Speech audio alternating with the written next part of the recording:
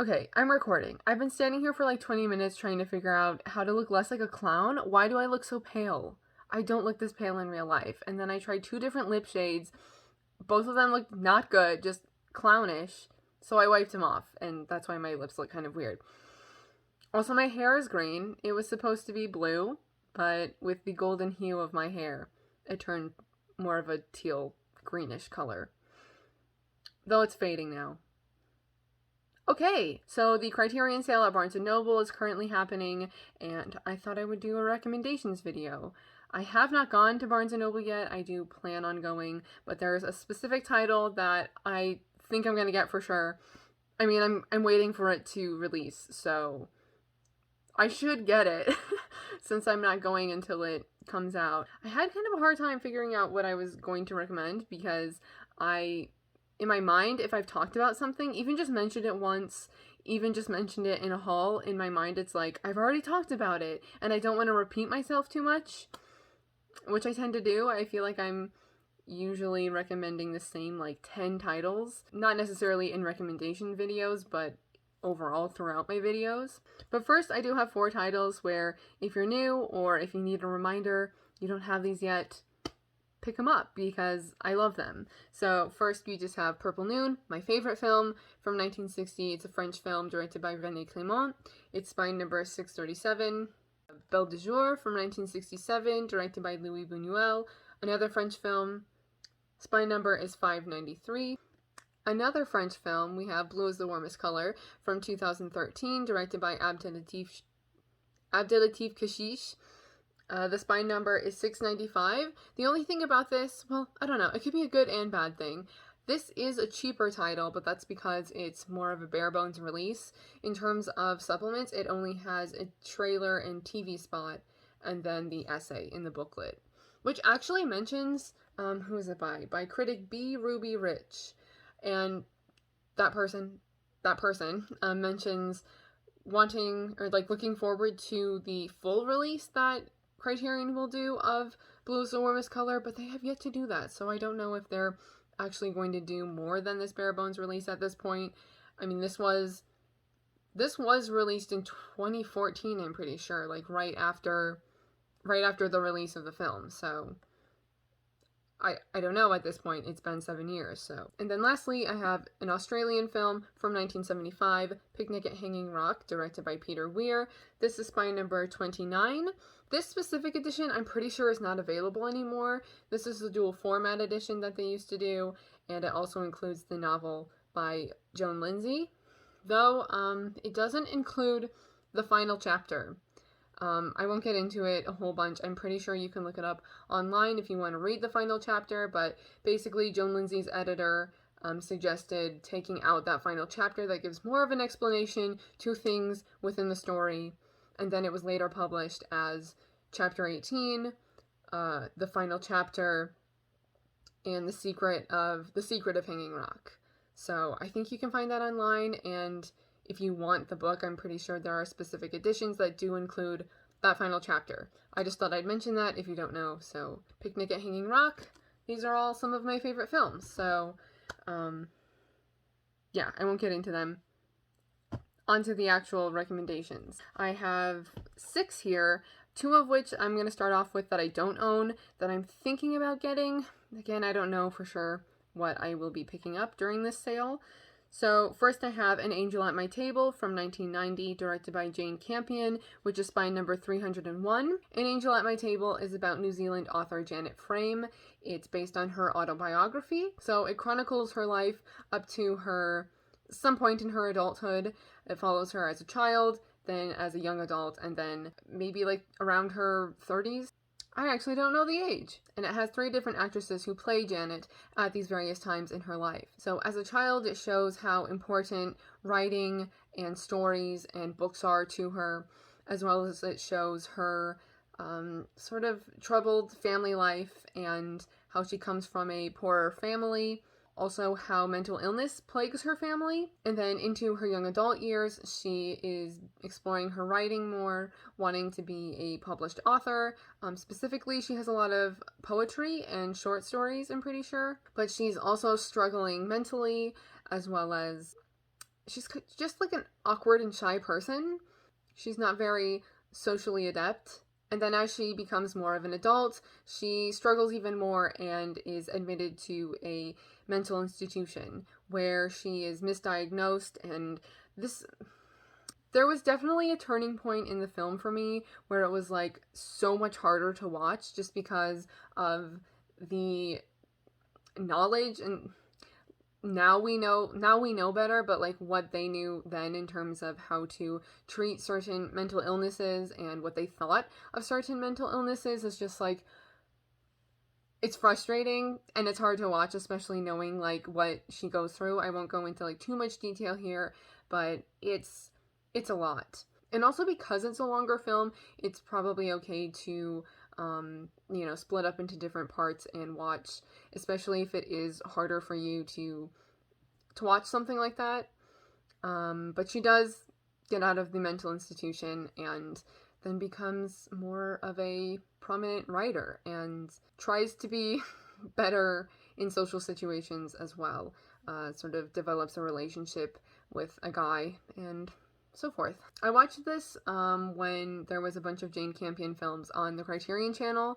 I'm not sure if it's on there currently. I didn't bother. I didn't even think about looking that up before making this video, to be honest. And then the other one that I don't have that I'm thinking about getting is Fat Girl from 2001. It's a French film directed by Catherine Breillat. This is spy number 259. And Fat Girl, I also watched in a sort of collection of things directed by Catherine Breillat on the Criterion channel. Fat Girl and Romance are the two films that I liked the most of what was in that collection. And Fat Girl is about 12-year-old Anaïs and 15-year-old Elena. They're sisters, and Anaïs is the fat one, and Elena is the beautiful one, at least with the two of them together. That's kind of how they're known. And while on vacation with their parents, they go into town and meet an Italian law student, Fernando, and he flirts with Elena and they start a romantic and sexual relationship. And it explores the relationship and the sisterly bond that Anais and Elena have, as well as how they, you can be friends with your siblings, but also sort of rivals, especially if you are of the same gender. And of course, there's already the comparison of Elena being beautiful and Anais eats a lot and is fat. I don't even really think she's fat. She's just bigger. Anyway, but then it's also about Elena's loss of innocence and just this time in young adolescent girls' lives. For both of them. And then also, oh my god, wait, so it's really interesting watching Catherine Breillat's films, especially one right after the other, because there's always something shocking. Okay, except for Bluebeard. I know the Bluebeard fairy tale, so that one wasn't very surprising or anything, but each one had a shocking moment. And I was like, where is this going? What just happened? And I'll just leave it at that, I guess. Hopefully that intrigues you. I don't know how well I did of describing that, but obviously, hopefully that's enough just for you to be interested and watch it yourself and then have your own thoughts. So now with what I actually own here, I think I'm going to start with Masculin Féminin, directed by Jean-Luc Godard. This is my number 308. And it's from 65, right? 66. I thought it was 65. It's fine. I guess it was filmed in 65 and released in 66. I just rewatched this because I figured I wanted to recommend it. It was just upgraded on Blu-ray, so I just have the DVD here. And this is... I use this word all the time, and I hate using it because it's such a nondescriptor. This was really interesting, especially because I considered this at one point one of my favorite Godard films. And now I'm not so sure, but I'd have to rewatch his films, at least the ones from the French New Wave era and movement, to really compare them and rank them, which I actually would really like to do. I've mentioned it before. So maybe I should start that now, since I just rewatched this. There's something for you. Okay, I'm not saying that I'm going to do that for sure right now, but I'm thinking about it now. Anyway, this has sort of... I just remember the first time watching this that I did not like Madeleine, who is played by Chantal Goya here, and I did like Paul, who is played by Jean-Pierre Léaud. Now it's kind of the other way around. Like, I did not like her at first, and I was, like, on Paul's side. And now I'm like, I kind of don't like Paul. He just inserts himself, as well as he keeps bringing... Well, I'll get to that in a moment, but, I don't know, I just kind of found Madeleine more intriguing, and she has this charm about her, which I think is just pure Chantal Goya, which makes sense because one of the supplements on this, if I can find it, it's like an interview with her, yeah. Oh, an archival... Well, that's not right. That's not right. It says an archival 1966 interview with actress Chantal Goya, but it was when she was old, so it's not from 1966. But anyway, it's an interview with Chantal Goya, and she's talking about the making of the film. And I think it's something that makes me appreciate the film now more so, because like when I logged in on Letterboxd, I was thinking of it in terms of like a 3.5, maybe 4 stars out of 5. But I didn't know for sure. I had to like think about it for a bit, and then also I wanted to watch some of the supplements. And now I'm kind of thinking of increasing it to a 4. But just knowing the way that it was filmed and how the characters aren't even really characters, they're just the actors and then prompts given to them by Godard through an earpiece. It captures these teenagers / young adults. I don't know how old the actors actually were, but I think the characters were supposed to be 21. So it just captures them in that time, like when this was filmed. France, 1965, 1966. And one of the times that there's like text on the screen, it says, this film could be titled Les Enfants de Marx et du Coca. So, the children of Marx and Coca-Cola. Which is so true, just because that is a reflection of that time in France. But also, I feel like Paul's character is the one who's like more political. Like that's what I was starting to go on. That's what I was starting to get into. He's always bringing politics into things, and then these other characters are like, we kind of don't know what you're talking about, or like, we're just here to have fun. Like, why are you always doing this, Paul? And then Madeleine is more so the like Coca girl because she's more interested in pop culture, and she's a singer just like Chantal Goya is herself. This is her first film. So there's those two sides to French youth that is just so ingrained in French culture at that time. And of course you have it being like the 65-66 time, which is between like, you know, the start of the French New Wave and then the 68 demonstrations and riots and such. It's right in the middle of these like important events in history, for cinema, for France, etc. I'm not even sure I really like describe this film very well because it doesn't really have a plot. You're just following the characters, and there wasn't really a script. So I guess this could be one where it's like maybe watch on the Criterion channel first and see what you think, which it is currently on the channel. So I still recommend it. And then next I will talk about La Notte, directed by Michelangelo Antonioni from 1961. This is spine number 678, and this is the second film, I think? Yeah, the second film in his, like, informal, what is it, alienation or isolation trilogy? I can never remember the exact term, but it's one of those. And so this is about a couple, Jean Moreau, and wow, just blanking on their names. Marcello Mastroianni and Monica Vitti. And so Jean and Marcello play a couple, and they're kind of at a rocky point in their marriage, and they each recognize that they are sort of struggling, but are still keeping to themselves a lot, and then they start to physically isolate themselves within the narrative as they even in scenes when they're together, it still seems like they're so far apart. And then later in the film, they go to a party where they sort of flirt with other people and become two couples in a way. And it's through these other conversations and relationships that they're having with these, like Monica he's talking to Monica Vitti's character, and she's talking to somebody else. And through those conversations and momentary relationships that they form, they individually sort of try to work through their own marriage. Was that a good description? Should I just read the back just in case? They star as a novelist and his frustrated wife, who over the course of one night confront their alienation from each other and the achingly empty bourgeois Milan circles in which they travel. Antonioni's muse Monica Vitti smolders as an industrialist's tempting daughter. Moodily sensual cinematography and subtly expressive performances make La Notte an indelible illustration of romance and social deterioration. Oh my god, who wrote that? That was so... Congratulations. Who writes these? Sometimes I'm like so impressed with the exact wording. I'm like, I couldn't have said it better. So I'm definitely leaving this clip in. There was another back of the case that I read somewhat recently, and I was like, that's so well written. Who writes the back? I want to know. Who wrote the back? Okay. What am I doing? Oh, this is Italian, by the way.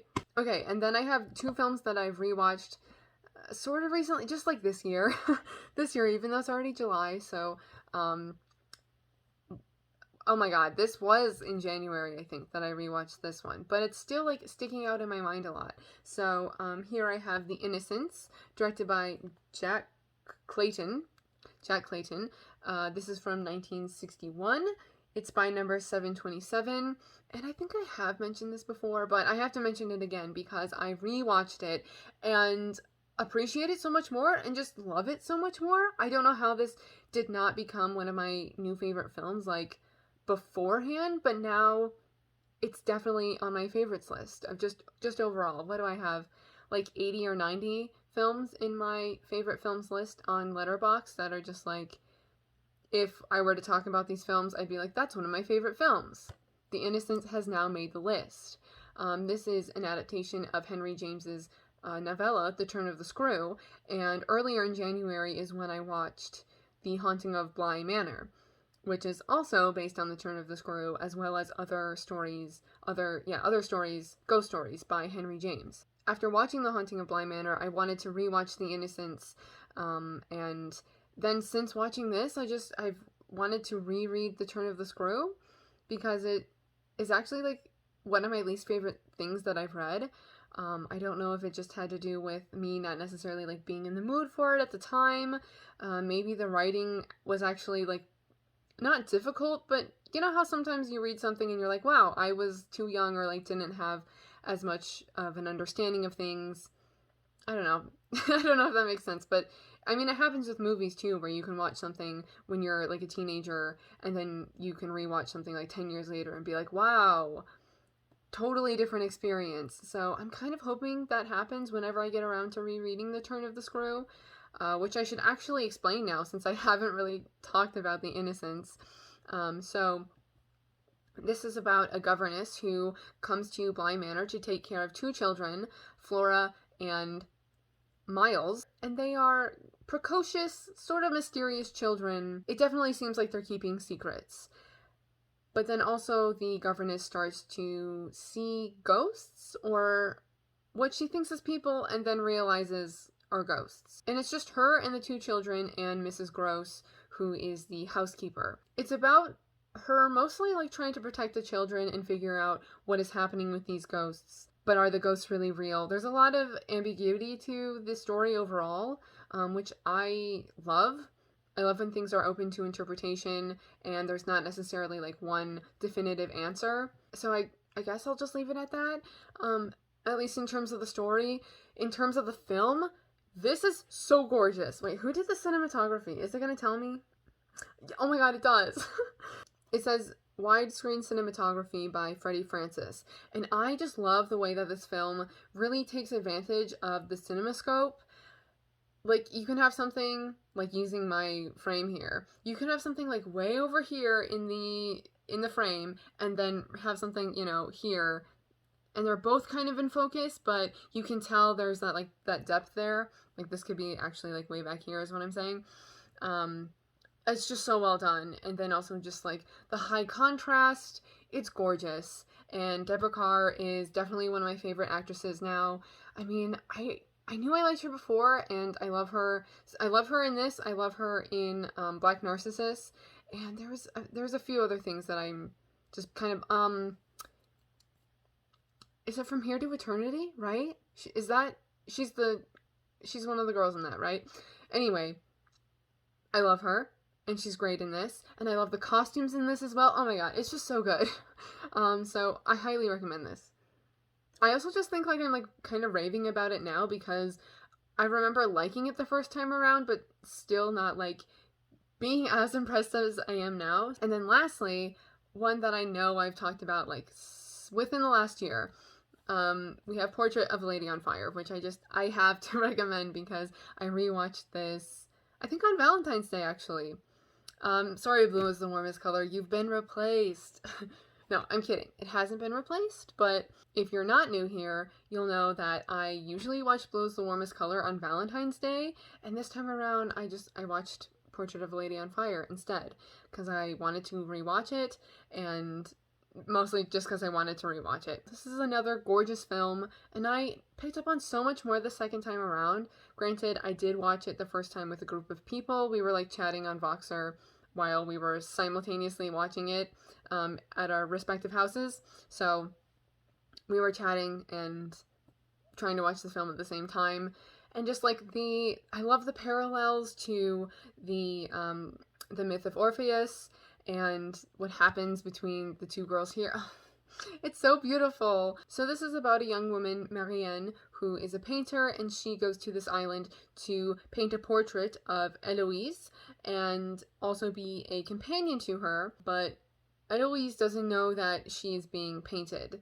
Marianne has to secretly paint her because the portrait is to be sent to Eloise's, I guess, like, fiance in a way. She is being married off because her sister was going to be married off, but then her sister committed suicide. And then now Eloise is the replacement bride, I guess. But she doesn't want to get married, so she's been stubborn with other people that her mother has tried to come and get to paint her portrait. She doesn't want to be married, but she also doesn't want to be married off to someone that she is not in love with. And through this time of Marianne painting her portrait and secretly and being her companion, this companionship develops into more of a romantic and sexual relationship, and I love them. But there's also a maid there who I would say is the third main character, and it's about their relationships, but also about being a woman at that time and societal expectations of life at that time. I guess I should probably mention, it just says it's the 18th century. I don't remember if it says a specific year within the film, but it says 18th century on the back here. I think I did mention it's French. If not, it's a French film directed by Céline Sciamma from 2019, so just a couple years ago, and it's by number 1034. I love it. And it's mostly, specifically, I didn't recognize the parallels between the myth of Orpheus and what happens between Marianne and Eloise. There's some, I love parallels and symbolism like that, so, yeah. I'll stop now. Because that's it. This was rusty. I hope I did okay, though. So definitely recommend me some titles. I would love to be able to have things that I'm, like, more sure about, I guess, if you know my taste well. So, yeah, anyway, if you love any of these films, I'd love to hear your comments on them. Just as some extra information here, I'm working on my adaptation wish list video, and then obviously I'll do a haul after I go to Barnes & Noble later in the month, and I think I'm doing the live show with Nathan Hale on the 16th, 7 p.m. my time, which is Pacific Standard Time, on his channel, Nathan Hale Movies. Yeah, working on my adaptation wish list video. However, I'm kind of thinking I was gonna talk about 3 books that I would like to be adapted within one video, and I don't know if that's what it's going to be anymore. Like, it might have to be one book per video, which is actually kind of nice, because then that means I'll have 3 videos, like, ready to go. I have not started editing, but I have 2 of the sections filmed. I still have to talk about 1 more book, so yeah, that's what's up with me. So there's like a further update. Thank you for watching, and I'll see you in my next video. Bye!